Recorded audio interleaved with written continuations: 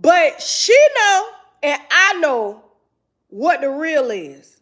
Let's talk about the allegations about this STD. Okay? Because everything, and that's my thing too. You would have thought, well, all the media, like on her side, and still on her side, like there would have been at least one person that would have just decided to just put out what it was. Let's talk about the test results. Because my thing is, here's my thing, and I say this with the utmost respect. I don't know, neither do I care what she has, okay?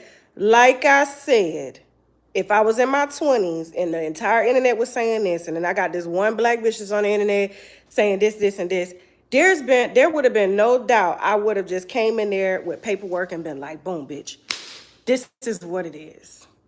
This is what the test says. The test that was brought in was a test, a swab test. There was no blood test at all. Her name wasn't even on the test. It was like a pseudonym. All it had was her birth date on this particular test that she brought in to dispel whatever it was that the internet said, that she said I said, or whatever, okay? This was the test. Not only that, the test was taken in September of 2 years into the case. 2 years into the case, okay? My thing is, let's just say I do, first of all, I test myself all the time. Married or not, I'm always running tests, but I run blood tests. There was no blood test submitted, okay?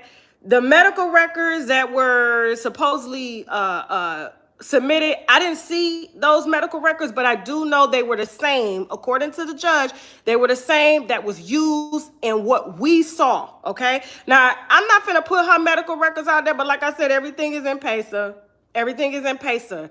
And what she swore under oath was that was her test. It came from UCLA. I don't know how it came from UCLA, and your doctors are in New York or Atlanta, but it was some doctor out there, UCLA, that sent the test. The test did not have a blood test. It only had a vaginal swab.